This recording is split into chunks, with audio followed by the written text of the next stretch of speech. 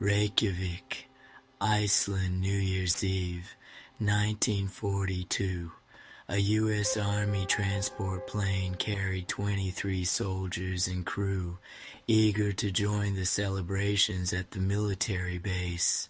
The passengers, many of them young men far from home, laughed and swapped stories as the plane ascended into the stormy night. But Iceland's winter weather was unforgiving. Snow and icy winds battered the aircraft, and visibility was near zero.